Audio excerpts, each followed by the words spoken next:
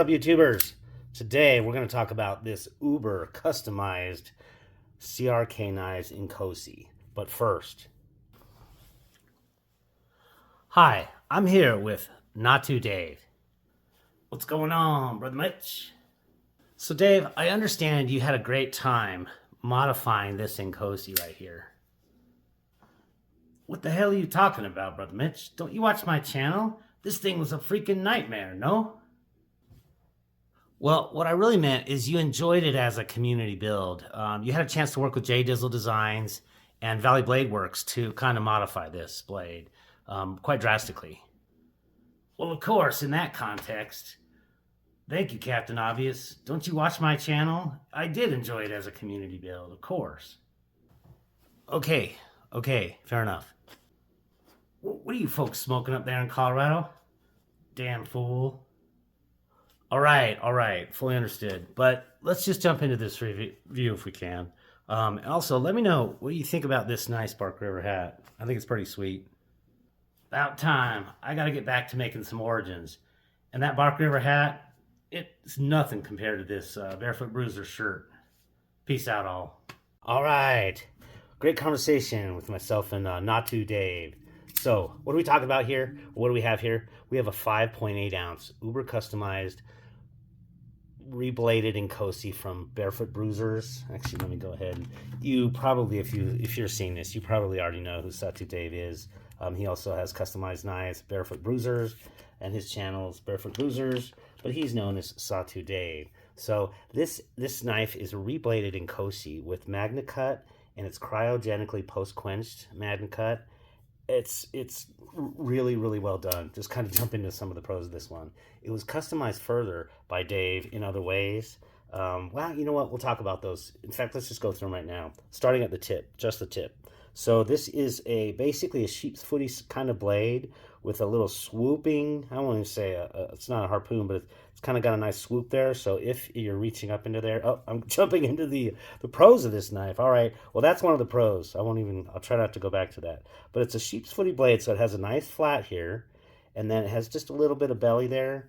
It's not too much belly, so that you can do a pretty good, utility sort of cut. But oh man, this thing just with this hollow grind. Oh, we're jumping into the positives.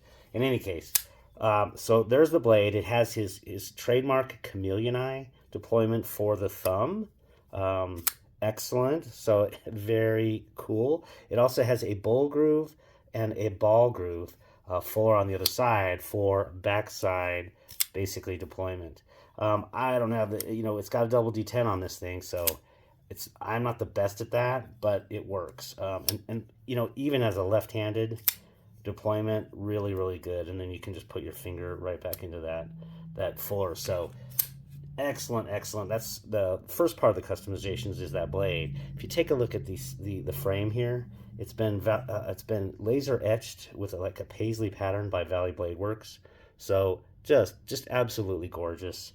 And then of course Dave, as he's wont to do, does I think an aluminum oxide blast on everything to kind of just give it that nice blasted feel. And J Dizzle Designs replaced what I assume were micarta inlays with something like a micarta, very much like paper micarta, is rich light, but these are a beautiful burgundy color. So burgundy is my favorite color for whether it be linen micarta or rich light like this. So for me, this color breakdown is just absolutely perfect.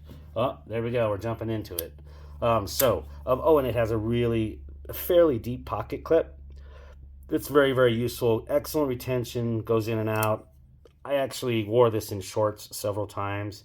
Really good. So let's go ahead and talk about some comparisons and alternatives for this knife.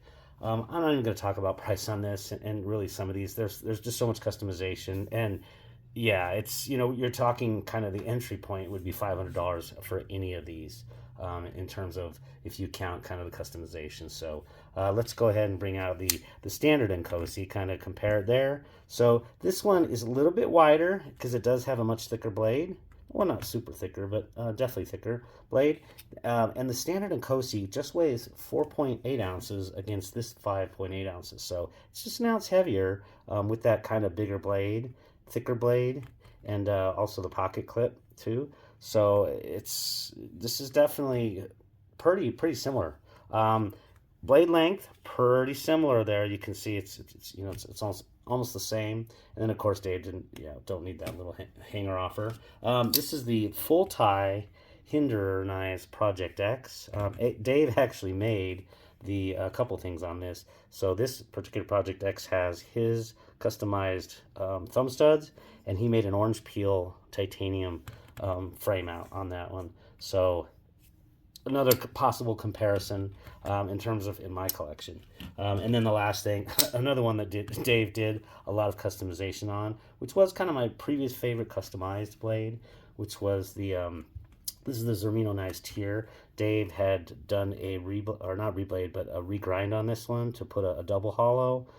Absolutely love it. Compound grind, and he also customized and made a titanium milled clip. So absolutely fantastic.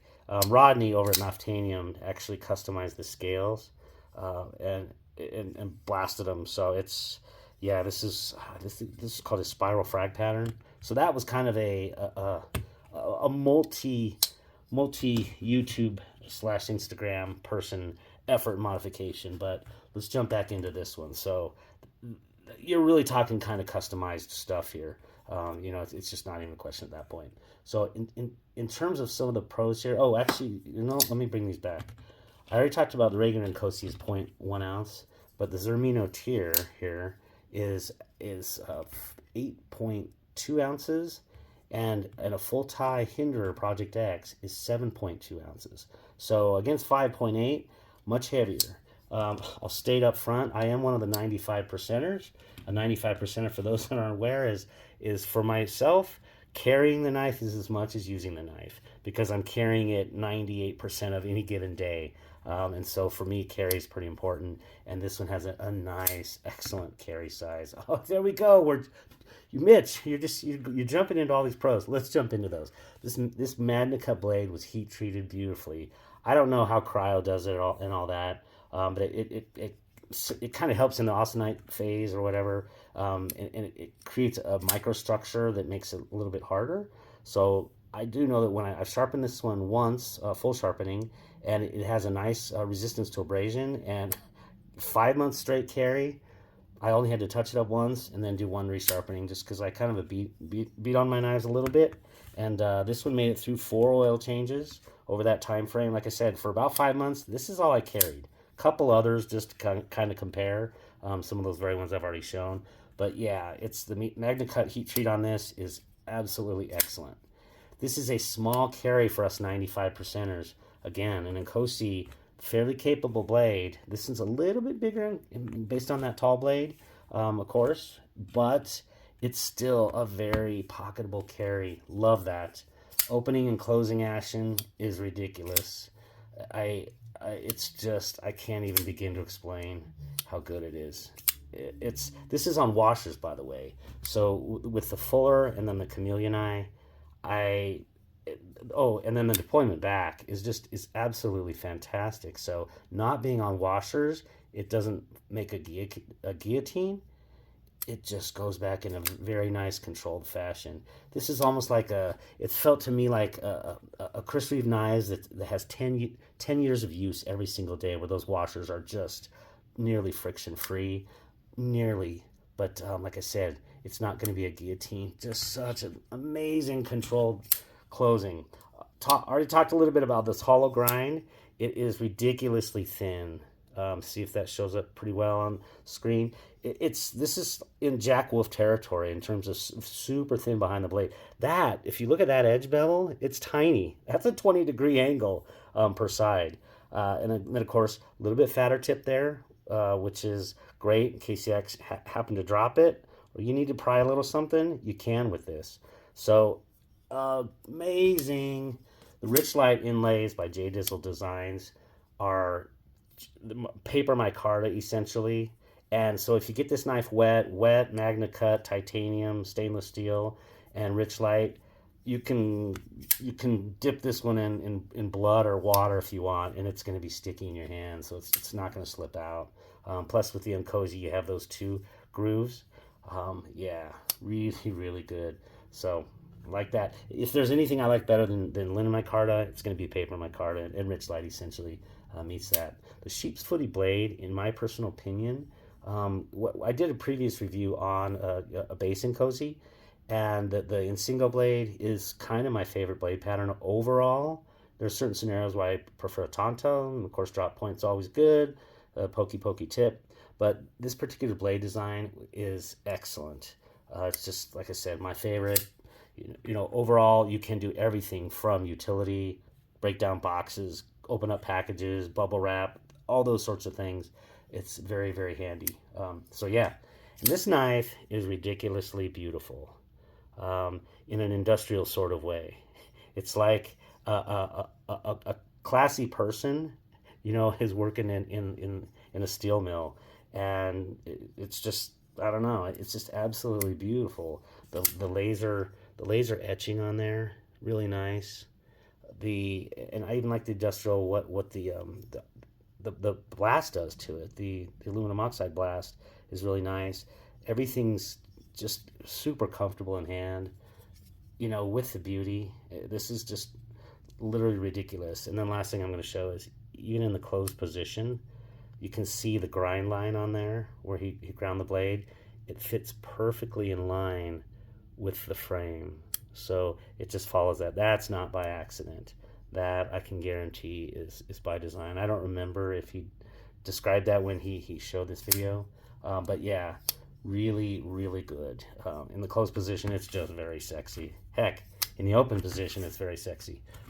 So there is one con on this knife, but Dave actually had already disclosed it. It's what I call it the pokey put away. So when you're putting away this knife, the tip of the blade, it only has about a 2 millimeter buffer there before the frame. So whenever you're putting it away like this with your fingers, not a problem. But the few times that I put my old man fat folds in there when I'm putting away this knife, those fat folds can rub up against that, and so you kind of figure that out. But I had the exact same problem with the Hinder, what's that little one? The half track.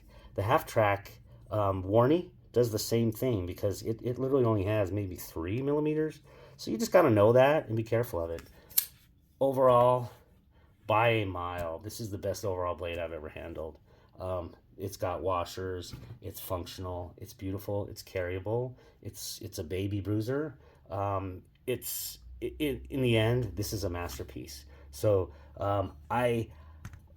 when I had flashed this earlier, this is Lafroig 30. I used to actually review scotches many years ago when I first got into it, about 24. And when I ran across this Lafroig 30 before they kind of went out of production, I bought one bottle, and it was like, a couple $100 many years ago. And I immediately, after I tasted it, I said, I don't think I'm ever going to buy another. I'm probably never going to taste a better bottle of whiskey. So I went out the next day and bought another one. Price had gone up like a lot of money, but this is like a 30-year-old, no longer in production Scotch whiskey. It's very unique, and yeah, I will cherish this. So yeah, Dave, in fact, I did set this to the side in case I wanted to bring out what I consider the best production knife ever made. For me, this is the Conagarius. Haven't yet done a full review, haven't done a full carry, but the non-flipper, I think, is, for me, probably the greatest overall production knife. But this is a customized knife, not a custom. If you want a full custom, again, go back over to Barefoot Bruisers. But yeah, probably the greatest customized knife I'm ever going to probably touch in my life. So yeah, this one's got a special place. So we'll see at the end of the year when this wins the Knife of the Year video. All right, I appreciate your time. Hope you have a great day. Appreciate the like and subscribe if this is interesting, if not of use. Take care. What's up, YouTubers?